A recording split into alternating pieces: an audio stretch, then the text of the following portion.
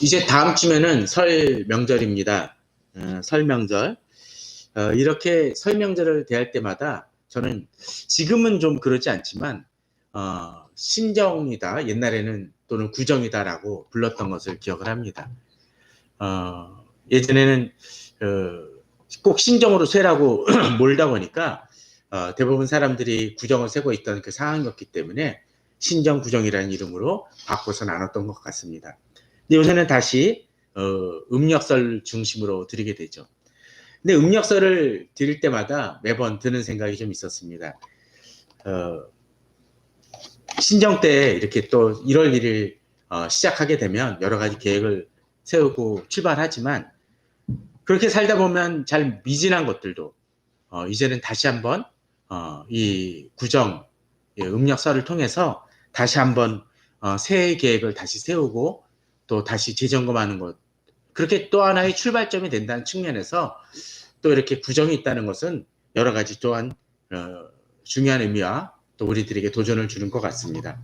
우리 성도님들도 혹시 새해를 돌아보면서 저희들 아직 미진했던 것이나 또 계획을 세웠지만 제대로 지켜지지 않는 것이 있는지 혹시 돌아보는 것도 중요할 것 같습니다.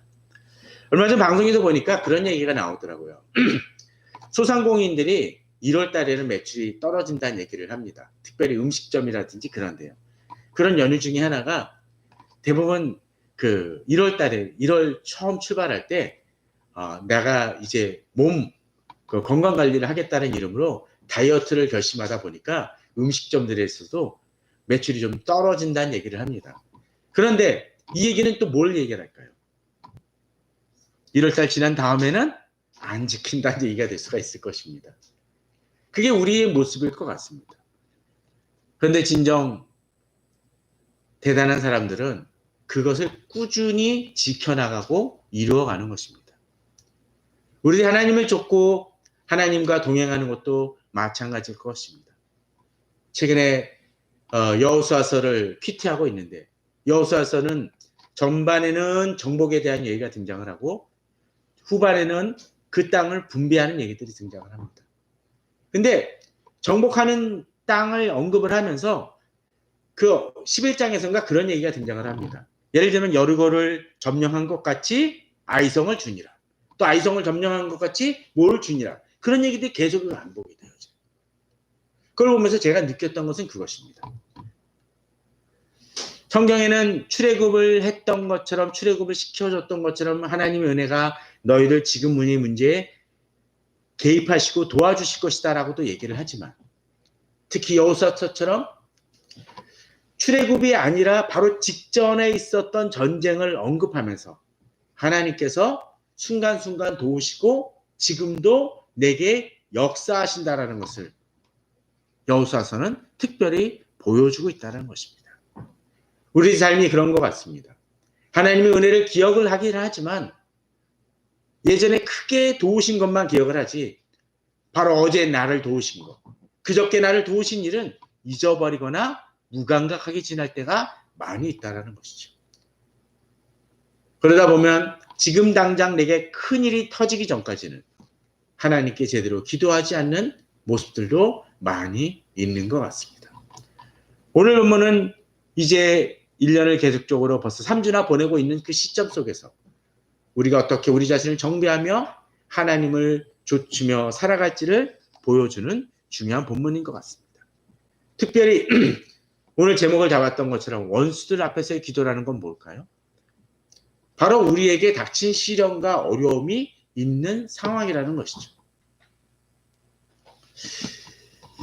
1절은 그래서 그런 상황 속에서 어떻게 이야기를 합니까? 여호와여 내 기도를 들으시며 내 간구에 귀를 기울이시고 주의 진실과 의로 내게 응답하소서라고 되어 있습니다. 자, 오늘 우리가 읽은 구절은 몇 구절입니까? 1절에서 12절입니다. 특별히 1절에서 4절 정도는 4절과 또 뒤에 나오는 11절, 12절은 약간 비슷한 구조를 지니고 있습니다. 하나의 서론과 같고 전제적인 어떤 그런 부분들이라면 뒤에는 그것을 결론 짓거나 다시 같은 말로서 마무리 짓는 모습이 등장을 하는데 바로 1절이 그러합니다. 여호와여 내 기도를 들으시며. 그렇습니다. 주를 동행하는 사람들은 어떻게 해야 되나요? 기도를 드리는 사람입니다. 저는 교회가 진정으로 건강한 교회가 되기 위해서는 기도하는 모습이 많이 필요하다고 생각이 되어집니다. 주님도 그러하셨죠? 마가복음 1장에 보면 그런 얘기가 등장을 합니다. 주께서 늦게까지 병자들을 낫게 하시고 귀신들을 쫓게 하시고 치유하셨다는 얘기가 등장을 합니다. 사실 그렇게 일이 반복되면 어떨까요? 피곤하고 지칠 것입니다. 그럴 때 어떡할까요? 그 다음날 일어나기 힘든 모습들이 있을 수 있습니다. 그런데 마가복음에서는 뭐라고 되어 있나요? 예수께서 새벽 오히려 미명에 일어나다가 한적한 곳에서 기도하시더니라고 되어 있습니다. 주님도 기도에 대한 끈을 놓지 않으신 분이라는 거죠. 이 시편 기자도 그러합니다. 내 기도를 들어달라고 구합니다. 내 간구에 귀를 기울여 달라고 얘기합니다. 또 주의 진실과 의로서 내게 응답하여 달라고 얘기합니다. 기도는 일방적인 게 아니죠. 주께서 응답하시는 것을 믿고 기도하는 것입니다. 오늘 본문은 바로 그것을 보여줍니다. 그런데 이렇게 기도할 때 우리가 한 가지 기억해야 될 것이 있습니다. 2절은 이렇게 얘기하죠. 주의 종에게 심판을 행하지 마소서. 주의 눈앞에는 의로운 인생이 하나도 없나이다. 이 얘기는 어떤 것일까요? 우리가 주께 기도하고 간구하지만 우리가 자격이 있어서 기도하는 것이 아니라는 것입니다. 또 우리가 자격이 있어서 우리가 충분히 그것을 받을 만한 일이 있어서 하나님께서 우리에게 그 기도에 대해 들으시고 응답하시는 것이 아니라는 것입니다. 우리 하나님 앞에서 부복할 수 있어야 됩니다. 우리가 자격이 없다는 것을 인정하고 들어가야 됩니다. 그러기에 이 시편 기자는 뭐라고 얘기합니까? 주의 종에게 심판을 행하지 마옵소서. 심판을 행하면 어떤 결과가 나올까요? 우린 유죄가 나올 수밖에 없는 존재라는 것입니다. 또 주의 기준 앞에서는 의로운 인생이 하나도 없다라는 것입니다. 그러나 그럼에도 불구하고 하나님이 나의 기도를 들으신다는 것을 알기에 또 나를 심판하시는 하나님이 아니라는 것을 알기에 또 서로 꾸짖으시더라도 그것이 끝이 아니고 나를 다시 일으켜 세우시고 정령케 하시는 하나님이시라는 믿음이 있기에 우리는 기도할 수 있고 우리가 부족하고 넘어짐에도 좌절하고 나는 끝이 났다는 것이 아니라 하나님께 나아갈 수 있는 이유가 여기에 있다라는 것입니다. 그런데 그렇게 우리가 살아가지만 우리에게는 어떤 일이 벌어집니까? 특별히 3절, 4절 같은 겁니다. 원수가 내 영혼을 핍박하며 내 생명을 땅에 엎어서 나로 죽은 지 오랜 자 같이 나를 암흑 속에 두었나이다. 우리들이 살아가다 보면 좋은 일만 있는 것이 아닙니다. 계속적으로 어려움이 닥칠 때가 있습니다. 원수 같은 사람이 내 주변에 존재할 수 있습니다. 내가 그들에게 잘해줬음에도 불구하고 나를 공격하거나 미워하거나 나를 헐뜯고 모함하는 이들이 있곤 합니다. 그들은 어떻게 행합니까? 적당히 우리를 공격하고 적당히 흠을 내는 것이 아닙니다. 본문은 나를 죽은 자같이 만들어버리는 이들이 있다는 것입니다. 오랫동안 암흑 속에 두게 만드는 이들이 있다라는 것이죠. 그럴 때 우리는 지치고 낙심합니다. 힘듭니다. 지금 우리나라 사정이 그런 것 같아요. 소상공인들이 많은 사람들이 창업을 하지만 코로나 때보다도 더 폐업률이 높다라는 얘기를 많이 합니다. 불경기라고 얘기를 합니다. 그러다 보면 우리는 지치기 쉽습니다. 낙심하기 쉽습니다. 질병으로 고통받는 분들 중에는 그런 분들도 있습니다. 내가 이거 좀 질병이 있어서 딱 위기 순간을 넘겨서 잘 수술했는데 며칠 있다가 재발하는 얘기를 듣기도 합니다. 어떤 분의 사연을 최근에 본 적이 있었는데 오랫동안 투병과 아픔 속에서 이제 좀 낫겠거니 했는데 갑자기 또 고열이 시작합니다. 또 원인을 알 수가 없어서 힘들어하는 이들도 봅니다. 또 열심히 기도했지만 기도 응답이 잘 안 이루어지는 것 같을 때가 있곤 합니다. 그때 어둡습니다. 그럴 때 사절 같은 마음이 있겠죠. 그러니까 내 심령이 속에서 상합니다. 부글부글합니다. 내 마음이 내 속에서 참담합니다. 이럴 때 어떤 생각이 들까요? 마치 2절에서 나왔던 것처럼 하나님께서 나 심판하시는 것 아닌가? 나 버리신 것 아닌가? 라는 생각이 들 수 있습니다. 이 시편 기자는 그러한 상태 속에서도 주께서 나의 기도에 응답하시는 것을 믿고 그 절망적 상황에서도 기도하고 주께 나아가는 모습을 보여줍니다. 특별히 이 구절은 앞서서 이야기를 들었던 것처럼 11절, 12절에서도 비슷한 본문으로 이어집니다. 여호와여 주의 이름을 위하여 나를 살리시고 주의 의로 내 영혼을 환난에서 끌어내소서. 응답하여 달라고 구하는 것입니다. 나의 문제를 해결해 달라고 구합니다.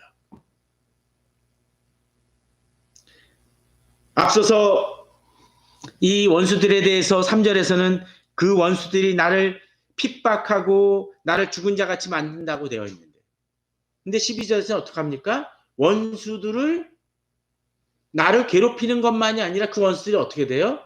나의 원수들을 끊으셨다라고 되어 있고 내 영혼을 괴롭게 하는 자를 더 어떻게 해요?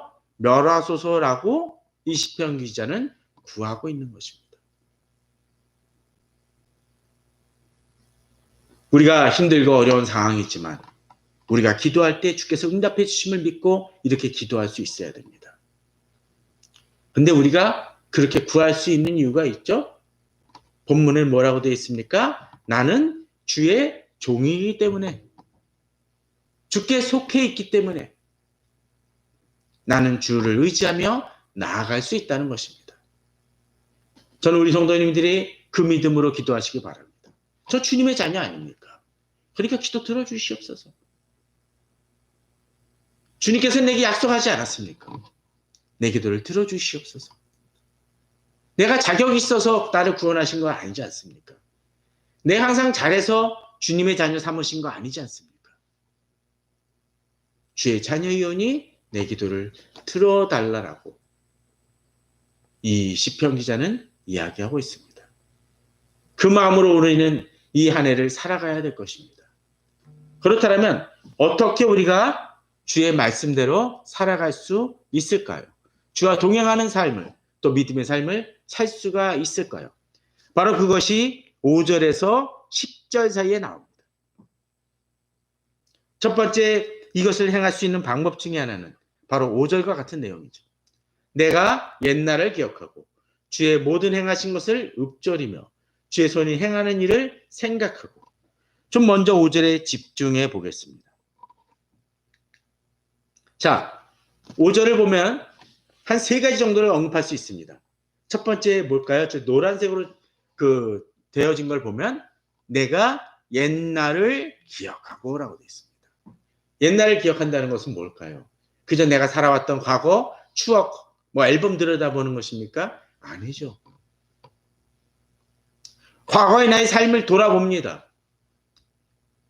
내가 어떻게 살아왔는지를 돌아보면서 주께서 나를 도우신 인들을 기억한다는 것입니다.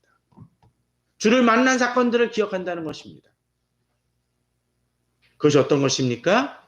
바로 오늘 본문처럼 주의 모든 행하신 것을 기억한다는 것입니다. 이스라엘 백성들에게 있어서 그것은 무엇이었을까요? 바로 출애굽 사건이었습니다. 홍해를 가르신 사건이었습니다. 광야에서 그들에게 만나와 메추라기를 주시고 반석에서 샘물을 내신 사건입니다. 또 그 사건은 나중에 어떻게 연결이 되나요? 요단강 가나안 땅에 들어갈 때 요단강을 가르시는, 홍해를 가르신 것처럼 가르신 장면이 등장하는 거죠. 바로를 무찌르신 것처럼 여리고를 무너뜨리십니다. 아이성을 무너뜨리십니다. 결국 하나님이 약속하신 것처럼 땅을 그들에게 주십니다. 그런데 이스라엘 백성들이 그렇게까지 자주 배도했던 이유가 뭡니까? 하나님이 주신 그 땅을 잊어버리기 때문입니다. 주셨다라는 것을. 하나님이 홍해를 가르셨다는 것을 잊어버리는 것입니다. 그러기에 우리는 주의 모든 행하신 것을 우리도 기억할 수 있어야 됩니다. 과거에 나를 크게 도우신 것도 있을 것입니다.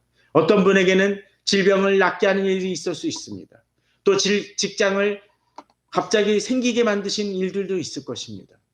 어떤 인간관계가 해결된 것도 있을 것입니다. 하나님이 대적의 허리를 꺾으신 것도 있을 것입니다. 그런데 그 하나님께서 왜 지금 역사하신다는 생각을 우리는 하지 못하냐라는 거죠. 노랗게 칠해지진 않았지만 그러기에 주의 손이 행하는 일을 생각하라고 되어 있습니다. 앞서서는 주의 모든 행하신 것, 과거의 일이라면 이제는 어떻게 해요? 지금 내게 행하시는 것을 생각할 수 있어야 된다는 것입니다.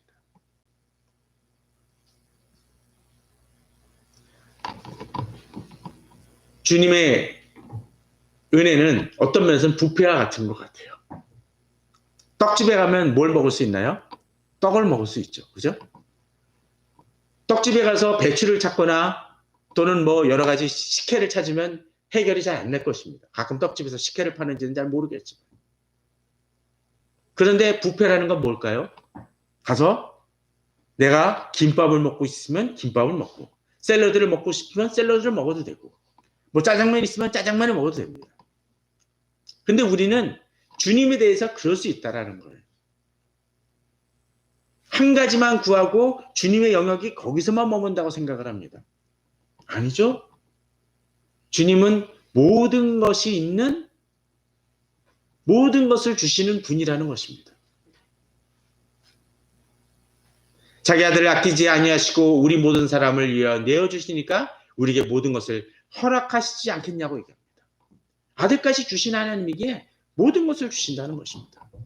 그러기에 우리는 기도할 때 나의 소소하고 세밀한 것도 다 주께 기도할 수 있어야 됩니다. 예전에 어렸을 때는 어떤 거 사러 갈 때 뭘 사야 될지 잘 모를 때 우리는 어떻게 하나요? 초등학교 가면 문방구 가면은 웬만한 게 다 있습니다. 심지어 먹을 것도 떡볶이 같은 것도 불량식품도 팔기도 하죠. 조금 크면 뭐 할까요? 만물상 같은 데 가가지고 여러 가지를 삽니다. 요새 사람들은 어디 가나요? 다이소 가면 다 있어 라는 얘기도 가끔 하죠. 특정한 상품을 언급하는 것도 브랜드를 의미하면 그렇지만, 그런데 우리는 다이소에 대한 믿음만큼도 하나님께 없는 경우도 있는 것 같습니다. 하나님은 우리를 책임져 주시는 분입니다. 그러기 어떡하나요? 주를 향하여 손을 펴는 것이 필요합니다. 비록 내 영혼이 마른 땅같이 메말랐다 할지라도 마른 땅이기에 가장 필요한 게 뭐예요? 비가 내리는 거죠. 바로 마른 땅같이 갈급한 마음으로 주께 기도하며 나아갈 수 있어야 한다는 것입니다. 주께서 과거에 내게 역사하셨던 것처럼 지금도 역사하여 달라고, 이루어 달라고. 어제 나를 도우셨던 하나님이 오늘도 나를 도우시고 내일도 나를 도와달라고 구하며 나아가는 것이 필요할 것입니다. 자, 그런데 이제 한 걸음 더 나아갑니다. 7절, 8절, 9절, 10절입니다. 한꺼번에 묶으니까 너무 많아 보이죠. 그런데 이 구절은 좀 짝을 이루고 있습니다. 어떻게 짝을 이룰까요? 두 구절씩 짝을 이루고 있는데.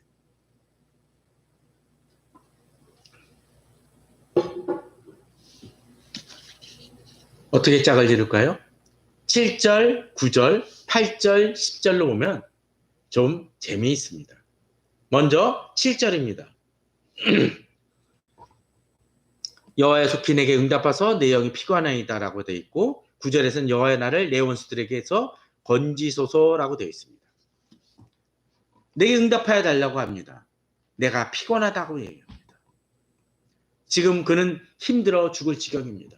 비록 앞서서 주께서 나를 과거에 도우셨던 하나님이 지금도 나를 도우신다는 그 믿음을 갖고 있지만 이제 아직 응답받지 못했기 때문에 우리는 어떻게 해야 되죠?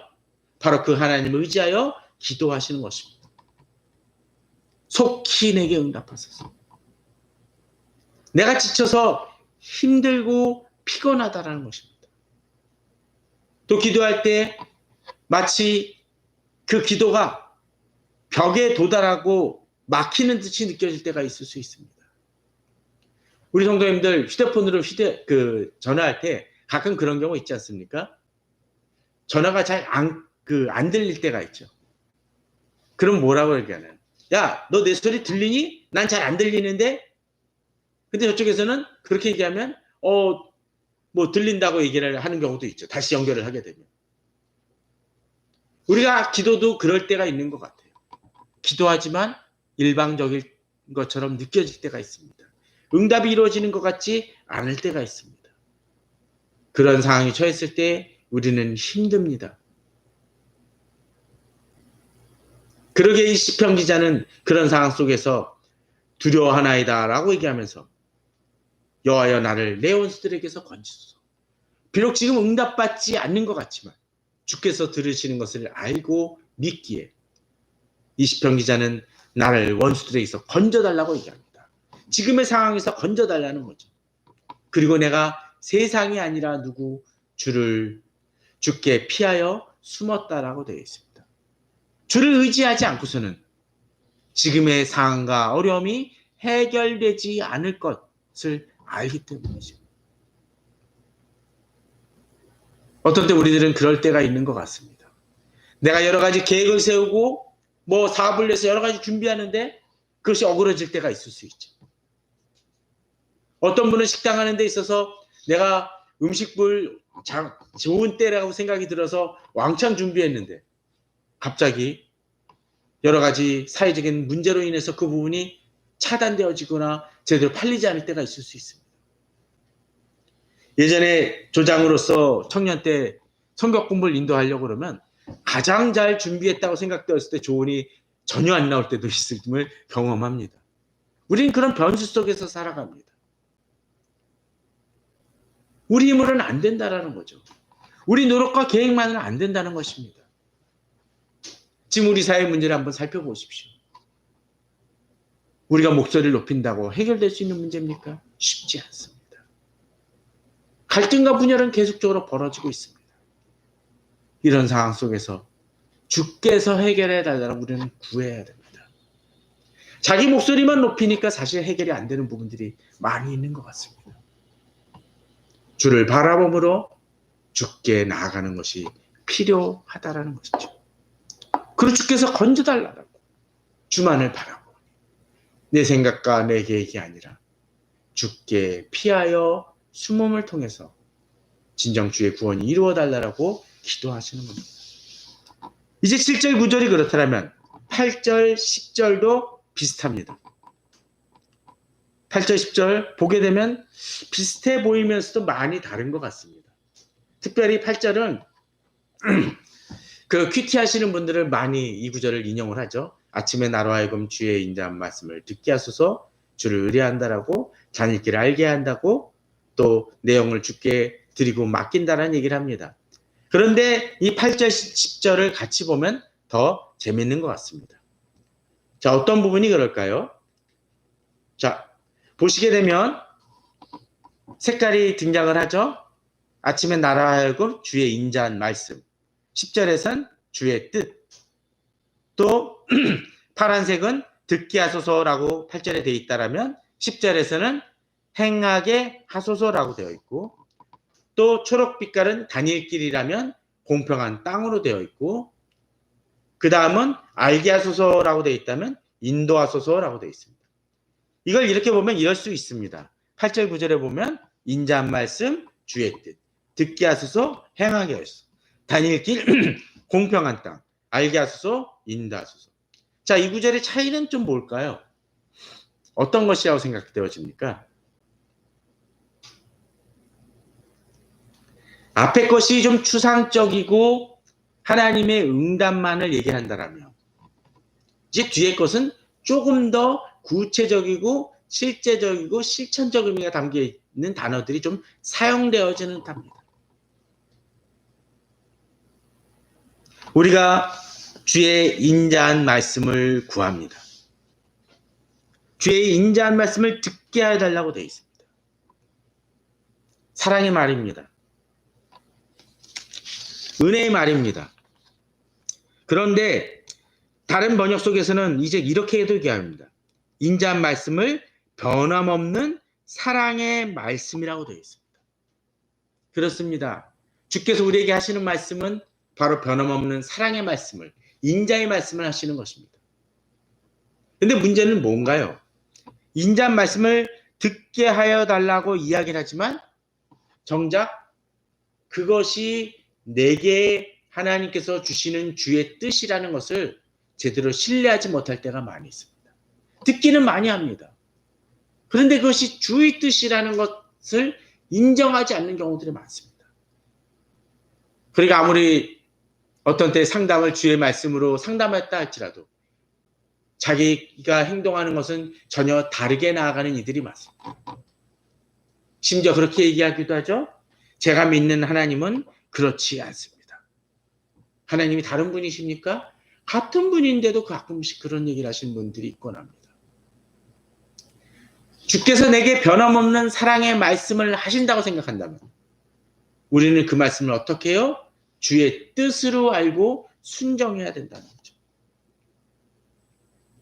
본문은 또 이렇게 됩니다. 8절에서 아침에 주의 인자한 말씀을 듣게 하여 달라고 되어 있습니다. 그럴 때 주님은 우리에게 말씀하실 것입니다. 어떤 때는 기도를 통해서 말씀을 통해서 우리들에게 들려주시는 말씀이 있습니다. 그런데 문제는 뭘까요? 그 말씀을 들은 말씀을 행해야 되어진다는 것입니다. 앞서도 얘기했던 상담에도 그랬지만 가끔 길 물어보시는 분들 중에 길거리에서 길 물어보시는 분 중에 그런 분들 있지 않습니까? 저 무슨 어디 병원 가려면 어떻게 가야 됩니까? 저 이쪽으로 가시면 됩니다. 라고 얘기를 하면 그걸 안 듣고 전혀 엉뚱한 곳으로 가시는 분들이 있곤 합니다. 제가 전산학과를 예전에 나왔으니까 가끔 그 이전에 보면 컴퓨터 좋은 거는 어떤 것이 있습니까? 라고 추천해 달라고 얘기합니다. 제 나름대로 정보를 생각해서 추천할 때가 있습니다. 그래서 그걸 잘 사고 정말 좋네요 라고 쓰시는 분들도 있지만 그렇게 추천해 주면 전혀 엉뚱한 걸 사는 사람들이 있곤 합니다. 뭘까요? 믿지 못하기 때문이겠죠. 그것이 옳다면 따라야 됩니다. 어떤 분은 신문기사나 여러 가지로 분명한 책에도 중요한 어떤 학술서적에도 제대로 이렇게 나왔는데 안 믿는 분들이 있죠. 버팅기는 분들이 있습니다. 근데 남이 쉽게 얘기하는 것에 대해서도 현혹되는 분들이 있습니다. 진정 옳은 것이라면 우리는 따라야 됩니다. 주의 뜻을 알고 따라야 됩니다. 우리가 퀴티를 하지만 그 퀴티 말씀을 적용하지 않는다라면 아무 의미 없습니다. 설교를 은혜 받았다고 해서 그것이 그치면 아무 의미 없습니다. 그 말씀대로 살아가야 된다라는 것이죠. 또한 본문은 뭐라고 되어 있습니까? 8절에서는 다닐 길이라고 되어 있습니다. 하나님은 우리에게 다닐 길을 알려주십니다. 그런데 다닐 길이긴 다닐 길인데 그것을 제대로 가지 못하는 이유가 뭘까요? 그 땅이 내게 좋은 땅이라는 생각이 안 들기 때문 아닙니까? 가보니까 음침할 것 같아. 두려워 보여. 근데 우리는 이렇게 얘기를 하죠. 요 앞에 입구만 그렇지 좀 지나가면 길이 좋고 잘 빠져. 차가 막히는 길도 그렇잖아요. 요 길만 조금만 지나가면 그 다음부터 쫙 풀려. 근데 안 듣고 딴 길로 가는 분이 있습니다. 왜? 그 길이 평탄하고 공평한 땅이라는 것을 믿지 못하기 때문이죠. 이 공평한 땅에 대해서 다른 번역은 이렇게도 얘기를 합니다. 평탄한 땅, 바른 길, 평탄한 길. 우리는 주님이 우리에게 다닐 길을 알려달라고 하지만 주님이 그 길을 알려주시면 그 길이 거친 길 아닐까? 힘든 길 아닐까? 어려운 길 아닐까? 라고 이야기하고 그것을 좇지 않곤 합니다. 우리가 잘 아는 구절 중에 그거 있지 않습니까? 수고하고 무거운 짐을 진 자는 다 내게로 오라. 그 얘기만 딱 보게 되면 어떡하나요? 짐 내려놓고 주님께서 나는 그냥 빈손으로 가게 하신다라고 생각하는데 뒤에 보면 뭐라고 되어 있나요? 나의 짐은 가볍다라고 얘기하십니다. 짐이 없는 것이 아니라는 거예요. 우리는 그냥 일방적으로 주께서 응답해 주시는 것을 그치는 것만이 아니라 또 일방적인 하나님의 응답 속에서 우리가 해야 될 바가 있고 실천할 바가 있다는 것입니다. 그런데 우리가 그렇게 하지 못하는 것은 앞서 나온 것처럼 지금 내가 갖고 있는 것이 짐임에도 불구하고 소유와 욕망으로 점철되어 있는 경우가 있고 주께서 우리에게 주시는 것은 그저 무거운 짐으로만 생각하니까 순종하지 못합니다. 진정 주께서 내게 공평한 땅으로 인도하신다는 것을 믿고 따라야 된다는 거죠. 그러기에 알게 하소서 인도하소서 역시 마찬가지인 것 같습니다. 앞서 듣게 하소서 행하게 하소서라는 그 구절처럼 우리는 이 믿음이 있어야 됩니다. 듣는 것만이 아니라 우리는 어떻게 해야 됩니까? 알아야 됩니다. 주의 말씀이 무엇인지 알아야 됩니다. 퀴티하지 않으면서 말씀 읽지 않으면서 주의 뜻이 내게 알려달라고 얘기한다면 그건 어리석은 것입니다. 우리는 주께서 우리에게 말씀을 통해서 알려달라고 구해야 됩니다. 그런데 앞서 이야기했던 것처럼 중요한 건 어떤 것입니까? 그 알아진 말씀을 가지고 주께서 인도해야 되는 것을 믿고 따라야 된다는 것이죠. 그러지 못할 때가 참 많이 있습니다. 올 한해 우리는 우리 성도님들이 그런 믿음으로 나아가시길 바랍니다. 주께서 나를 인도하신다는 그 사실. 또 주께서 우리에게 공평한 땅을 주신다는 그 믿음. 또 말씀을 듣는 것만 아니라 행하는 자가 되게 해달라고. 내게 인자한 말씀만이 아니라 그 인자한 말씀이 주의 뜻임을 믿고 실천하는 저희들 되게 해달라고.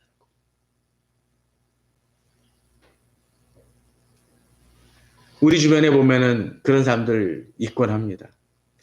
되게 음식을 좋은 걸 내놨는데 자기가 뭐 싫다고 해서 다 헐러내고 쭉저기만 남겨놓고 그것만 먹는 사람들이 있을 수 있겠죠. 예전에 무슨 개그 프로에서 그런 얘기 나온 것처럼 옆에 있는 친구한테 아몬드를 주죠? 그러면서 너 먹어 라고 얘기했더니 아무도 네가 웬일이냐 했더니 초코는 내가 자기가 다 빨아먹고 남은 아몬드만 주는 얘기처럼 우리는 하나님의 말씀에 대해서도 내가 원하는 단 것만 취하고 정작 중요한 것을 버리는 모습들이 많이 있습니다. 그러나 진정 우리가 주의 말씀대로 나아가길 원한다면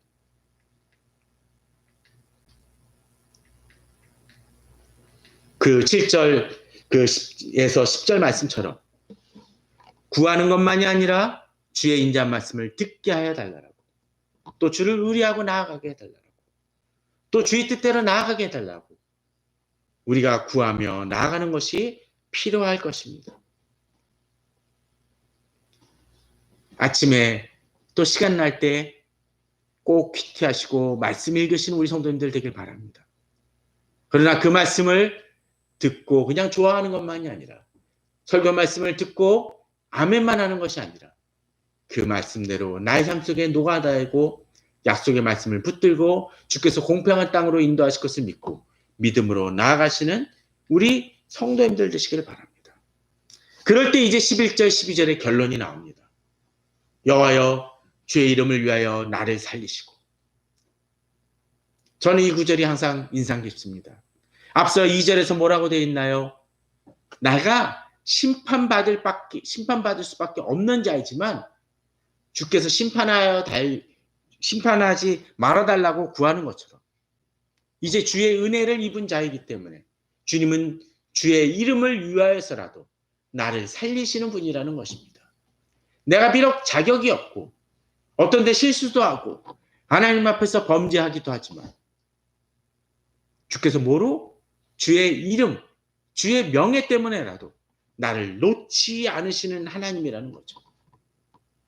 나의 의는 의미 없지만 주의 의가 있기 때문에 내 영혼을 환난에서 끌어내신다는 것입니다. 그러기에 우리는 우리가 이 믿음으로 나아갈 수가 있습니다. 지금 내게 있는 문제 있습니까? 장애물 있습니까? 원수들 있습니까? 주님이 어떻게 해요?